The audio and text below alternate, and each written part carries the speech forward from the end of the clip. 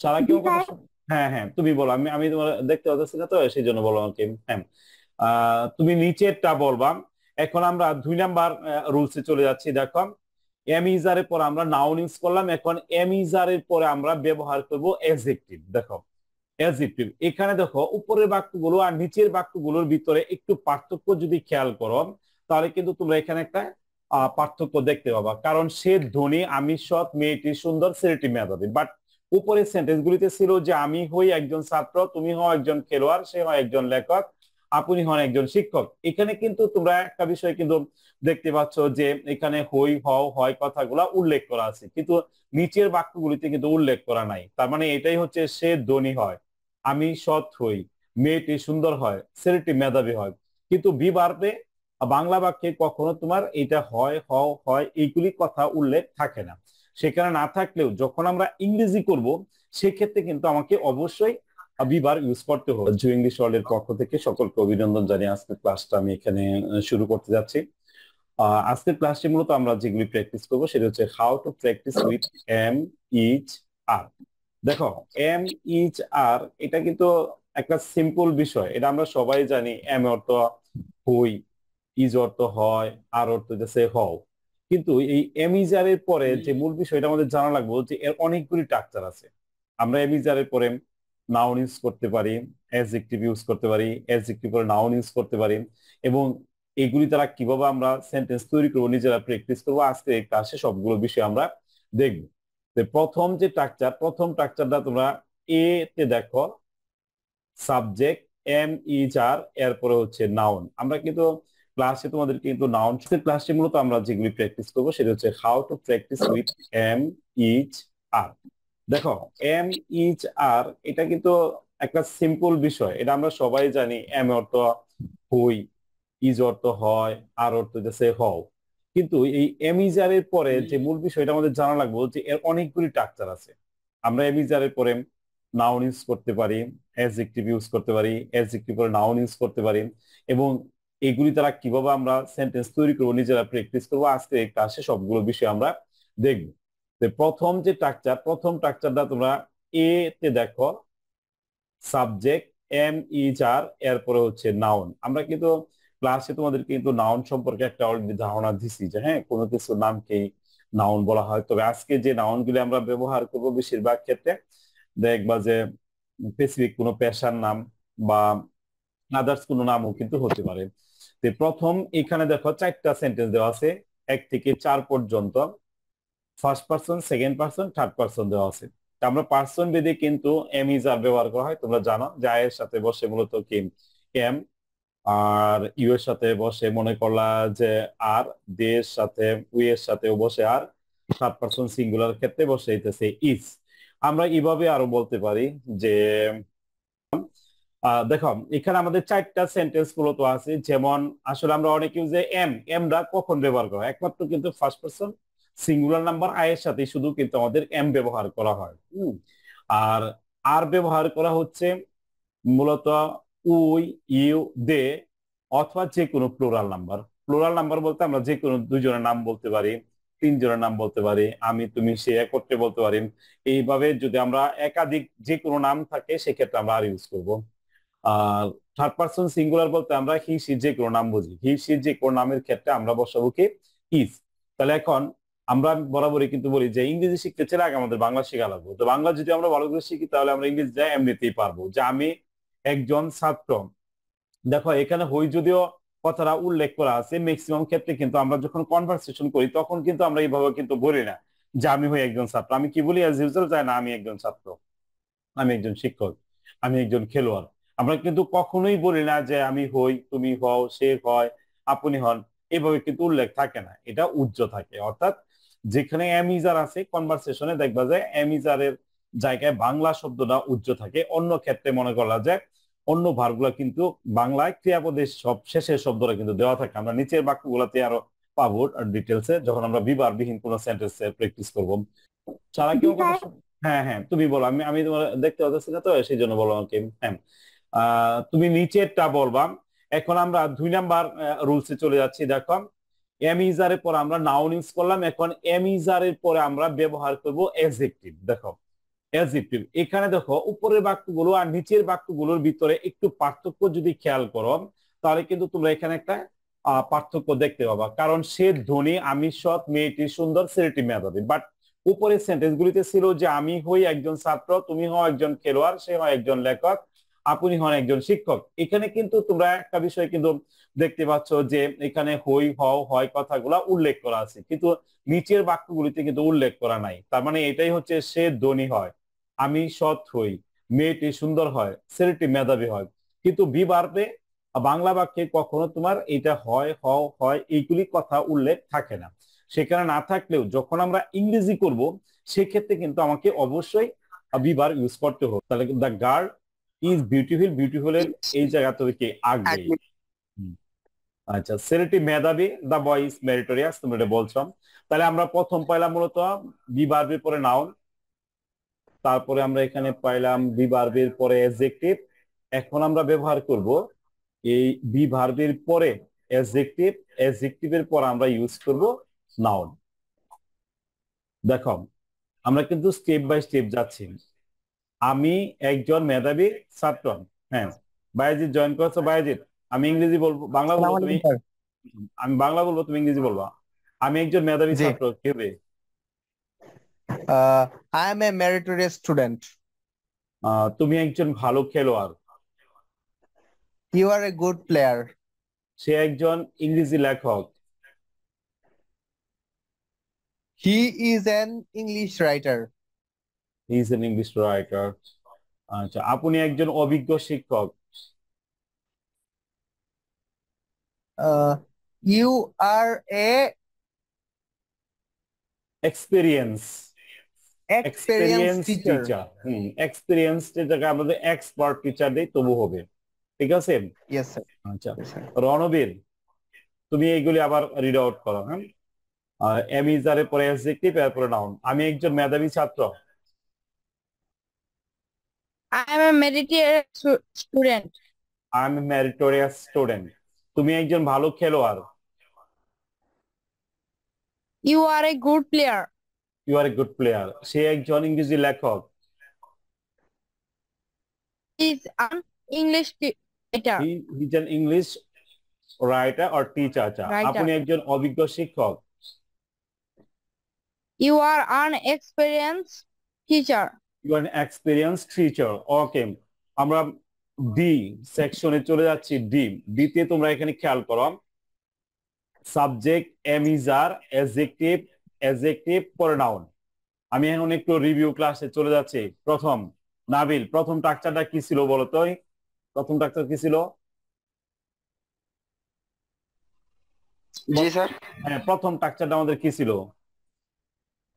Subject plus am is are plus executive. No, first structure subject plus am is are plus প্রথম ছিল noun. ও আচ্ছা, না না। ওকে, হ্যাঁ, যারা বলো দেখি দ্বিতীয় স্ট্রাকচার কি ছিল? Subject plus am is are plus adjective.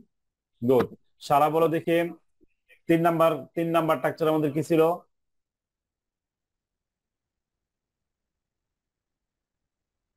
তিন number structure C point S যেটা দেখো, সাবজেক্ট এম ইজ আর পরে কি আছে? দেখো এই যে am is are adjective plus noun. তাহলে তিন number structure am is are plus noun. Ranbir বলো দেখি তিন নাম্বার স্ট্রাকচার কি ছিল? Subject plus am is a plus adjective plus noun. Good. চার নাম্বার জুই বলো দেখি চার নাম্বার কি ছিল? Subject plus am is are adjective plus noun. Good. তাহলে এখানে আমাদের ছিল কি? সাবজেক্ট এম ইজ আর, এরপর হচ্ছে অ্যাডজেক্টিভ, পরে আরেকটা অ্যাডজেক্টিভ, পরে হচ্ছে কি নাউন, অর্থাৎ দুইটা অ্যাডজেক্টিভ পরে একটি নাউন। তাহলে এই ধরনের ক্ষেত্রে আমরা সাধারণত কি এন্ড দ্বারা যুক্ত করব দুইটা অ্যাডজেক্টিভ। ঠিক আছে। আচ্ছা, তো জয়, আমি বাংলা বলবো, তুমি ইংলিশে রিড আউট করবা। আমি একজন ভালো এবং মেধাবী ছাত্র। I am good and meritorious student. I am good and meritorious student. তুমি একজন ভালো এবং অভিজ্ঞ খেলোয়াড়। You are an efficient and experienced player. You are an efficient and experience player. সে একজন দক্ষ এবং কর্মঠ ব্যবসায়ী। He is an efficient and active businessman. Good. আপনি একজন অভিজ্ঞ এবং দক্ষ ইংরেজি শিক্ষক। You are an efficient and experienced English teacher. ওকে, এটি আমরা আরো একবার প্র্যাকটিস করব, যেহেতু এখানে একটু কঠিন কঠিন শব্দ আছেন। হ্যাঁ, আমরা 9 জন পাইছি, 9 জনের মধ্যে আমরা ধরি নাই কাকে বাজাসোকে। হ্যাঁ, ডেভিল কিং। ডেভিল কিং নাও স্টার্ট। তুমি যদি আমার কথা শুনে থাকো, ডি নাম্বার সেকশন, আমি বাংলা জি, বলবো, স্যার। তুমি ইংরেজি বলবা। হ্যাঁ, আমি একজন ভালো এবং জি, মেধাবী স্যার। ছাত্র। I am a good and meritorious student. হ্যাঁ, গুড। তুমি একজন ভালো এবং অভিজ্ঞ খেলোয়াড়। You are an efficient and expert player. Good. সে একজন দক্ষ এবং কর্মঠ ব্যবসায়ী। He is an efficient and active businessman. আপনি একজন অভিজ্ঞ এবং দক্ষ ইংরেজি শিক্ষক। You are an Efficient. efficient and expert English teacher. Good. তাহলে আমরা দুইটা অ্যাডজেক্টিভ একটা নাউন ইউজ করলাম। এখন আমরা দেখব যে সাবজেক্ট ব্যক্তিবাচক হলে এরপরে এম ইজ আর, এরপরে ভার্বে আমরা পাস্ট পার্টিসিপল ফর্ম ইউজ করব। অর্থাৎ আমরা একটা ভার্বে জানি তিনটা form, present form, past form and past participle form. এখানে আমরা পাস্ট পার্টিসিপল ফর্ম ইউজ করব। আমি দেখি কে বাকি আছে। সারা, শ্রাবণ, জয়ীদ, নাবিল। হ্যাঁ, আবার দেশে বাইজিতের সিরিয়াল। তিনি বেশ শিক্ষিত। He is educated enough. Educated বা educated enough. He is educated অথবা এডুকেটেড এনাফ। Enough. মেয়েটি আজ খুব ক্লান্ত। The girl is very tired today. The girl is very tired today. তুমি অনুষ্ঠানে নিমন্ত্রিত। You were invited in the function. You are invited in the function. আমি এই বিষয়ে সন্তুষ্ট। I am satisfied in this matter. I am satisfied in this matter. I am satisfied in this matter. আবার আমরা practice করব। নাবিল, তিনি বেশ শিক্ষিত। He is educated enough. মেয়েটি আজ খুব ক্লান্ত। The girl is very tired today. তুমি অনুষ্ঠানে নিমন্ত্রিত। You are invited in the function. আমি এই বিষয়ে সন্তুষ্ট। I am satisfied in this matter. Ranbir, তিনি বেশ শিক্ষিত।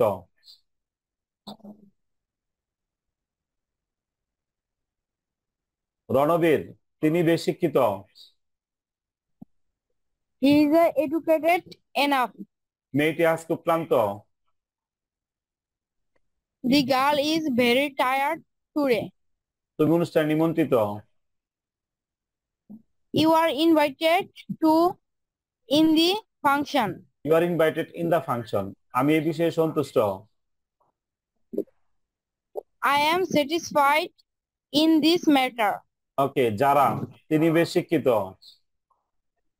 He is educated enough. মেয়েটি আজ খুব ক্লান্ত। The girl is very tired today. তুমি অনুষ্ঠানে নিমন্ত্রিত। You are invited in the function. আমি এই বিষয়ে সন্তুষ্ট। I am satisfied in this matter. সারা, তিনি বেশ শিক্ষিত। He is স্যার শোনা যাচ্ছে না? হ্যাঁ, তিনি বেশ শিক্ষিত। স্ক্রিন দেখো, স্ক্রিন দেখা যায় না?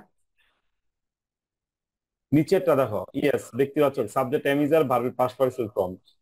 তিনি বেশ শিক্ষিত।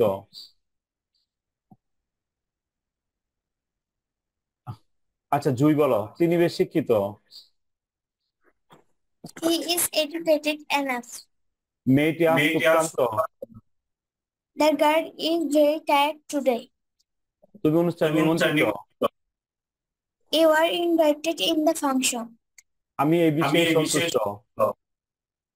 I am satisfied in this matter. Okay, devil king, তিনি বেশ শিক্ষিত। He is educated enough. Good. মেয়েটি আজ খুব ক্লান্ত। The girl is very tired today. তুমি অনুষ্ঠানে নিমন্ত্রিত। You are invited in this function.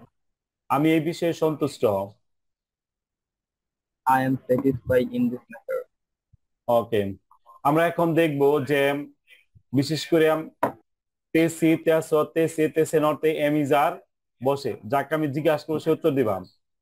আমরা এমিজারের বাংলা অর্থ তেসি তেসে তেসে নর্তে আর কোথায় এগুলি পড়েছিলাম, বলো দেখি কে বলতে পারো। আবার আবার আমি বললাম যে তেসি তেস তেসে অর্থে আমরা এমিজার ইউজ করি, এটা কখন ইউজ করেছিলাম আমরা? Present continuous. প্রেজেন্ট কন্টিনিউয়াস টেন্সে। গুড। কারণ আমরা প্রেজেন্ট কন্টিনিউয়াস টেন্স যখন পড়েছিলাম তখন গঠন ছিল সাবজেক্ট এমিজার ভার্বের সাথে আইএনজি যোগ। আর আমরা বাংলা ক্রিয়াপদে দেখছিলাম কি তেসি তেস তেসে যদি থাকে তাহলে সেই ভার্বটা আমাদের কি হবে, প্রেজেন্ট কন্টিনিউয়াস টেন্স ইউজ করতে হবে। আমরা সেই কাজটাই এখন করব। দেখো, আমি ইংরেজি পড়তেছি। নাবিল রিড আউট করো, ইংরেজি কি হবে? I am reading English. I am reading English. এই যে দেখো সাবজেক্ট, এরপর হচ্ছে am is are, verb plus ING, সেই কাজটি করতেছে, He is doing the work. Is doing the work. আচ্ছা, আমি যারা বলবো সে বলবাম ডেভিল কিং। তুমি ইংরেজি উচ্চারণ বাংলা উচ্চারণ করবা, নাবিল ইংরেজি উচ্চারণ করবে। তার কোথা থেকে? ওই প্রথম পাঁচটা। আমি ইংরেজি পড়তেছি, এখান থেকে শুরু করো। আমি ইংরেজি পড়তেছি। I am reading English. সে কাজটি করতেছে। He is doing the work. তারা কলেজে যাচ্ছে। They are going to college. আপনি ইংরেজি পড়াচ্ছেন। You are teaching English. Good. এখন আমার ভাই ইংরেজিতে কথা বলে। My কথা brother is speaking English. হ্যাঁ, আমার In ভাই English. ইংলিশে কথা বলছে আর কি। My brother is speaking in English. হ্যাঁ, এখন জুই আর যাচ্ছে সারা। সারা বাংলা বলবো আর জুই ইংরেজি বলবো? আমি ইংরেজি পড়তেছি। I am reading English. সে পড়তেছে। He is doing the work. তারা কলেজে যাইতেছে। They are going to college. আপনি ইংরেজি পড়াচ্ছেন। You are teaching English. আমার ভাই ইংরেজিতে কথা বলছে। My brother is speaking English. Good. এখন আমরা দেখো যে সাবজেক্ট এম ইজ আর, এরপর হচ্ছে বিইং, গেটিং, বিকামিং এবং এরপর আমরা নাউন ইউজ করবো। আমরা কিন্তু কথাবার্তা অনেক সময় বলি যে সে একজন ডাক্তার হচ্ছে, আমি একজন খেলোয়াড় হচ্ছে, মেয়েটা একজন গায়িকা হচ্ছে, লোকটা একজন ব্যবসায়ী হচ্ছে, তিনি একজন বড় নেতা হচ্ছেন। এই ধরনের কনভারসেশনে সাধারণত আমরা বি ভার্বের পরে বিইং, গেটিং আমরা ব্যবহার করে থাকি। তো এখন যারা প্রশ্ন করবা আর সারা উত্তর দিবা। নাও স্টার্ট। সে একজন ডাক্তার হচ্ছে।